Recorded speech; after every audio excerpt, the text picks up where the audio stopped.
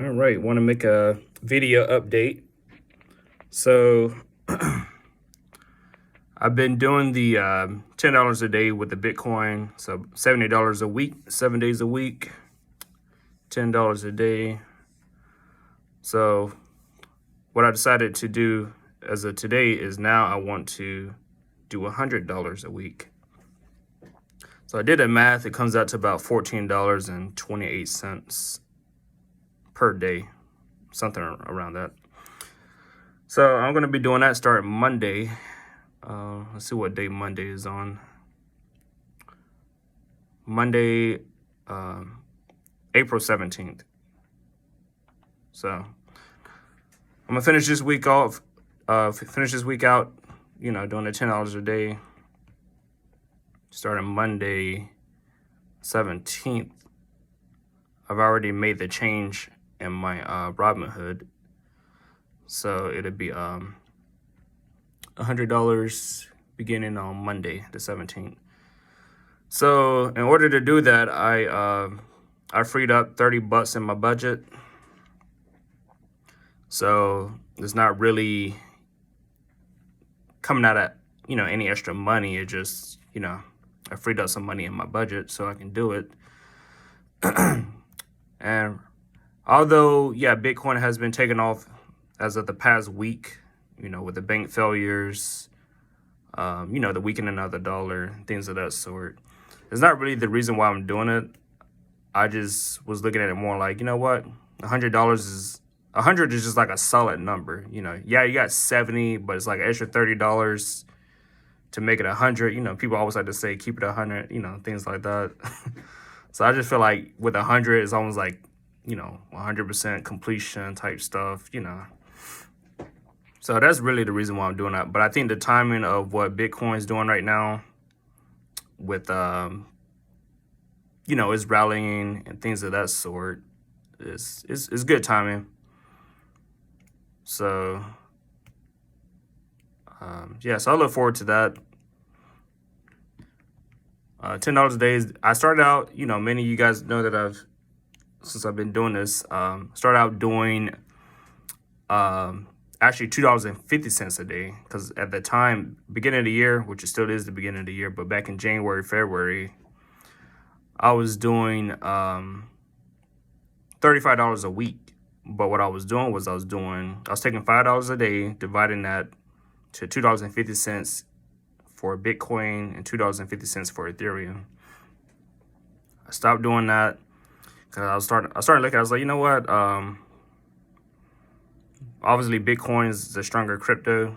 Ethereum's cool too, but obviously Bitcoin has a max supply, so it's got a cap on it.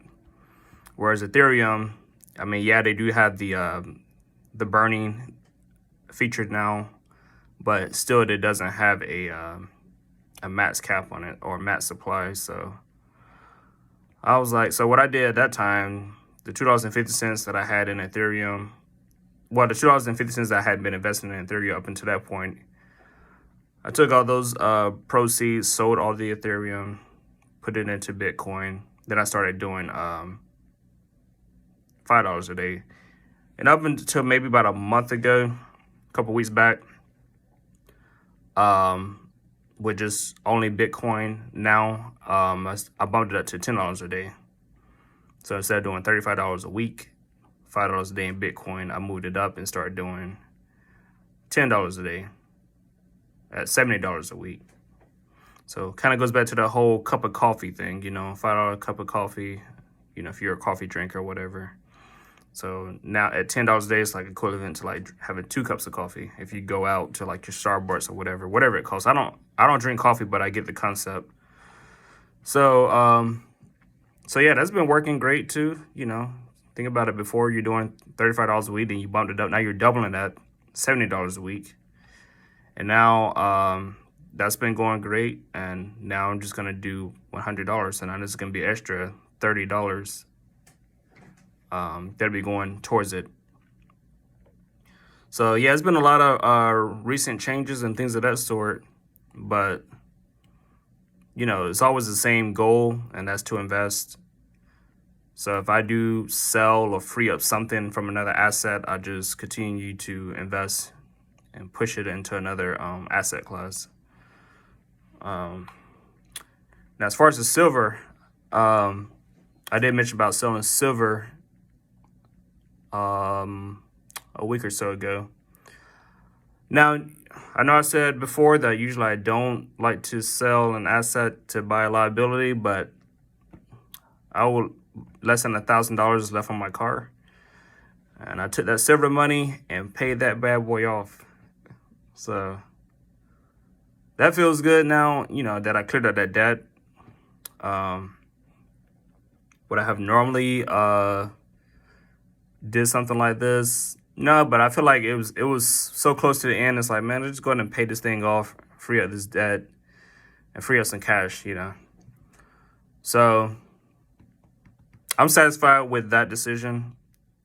But let's say if I had like extra $1,000 worth of silver right now and I sold it, it's definitely going towards crypto. Maybe it would probably be divided between crypto and you know, actual physical gold, maybe a quarter ounce gold coin or something like that. But I don't, so you know, I'm gonna just continue to do what I do, and this dollar cost average. And like I said, Bitcoin is doing very well. Now for me, Bitcoin is long term. Yeah, the short term rallying, everything is cool, but it's really more long term. So at the earliest, I'm looking like seeing what it's looking like at 2030, the year 2030, 7 years from now. I know they got a halving event that's gonna happen next year, 2024.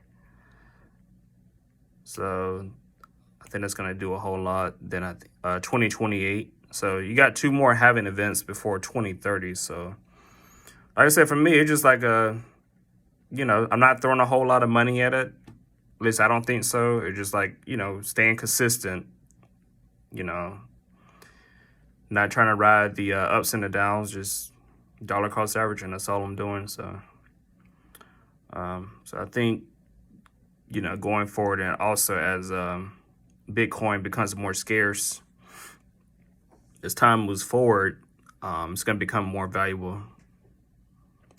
You know, just like, you know, gold is a scarce metal, so gold is more valuable than silver, because silver is industrial metal and is more abundant. I think it's like for every 1 ounce of gold you find like 8 parts silver or something like that. But anyway, yeah, that's it. So Monday the 17th is going to be $100 per week Bitcoin investment.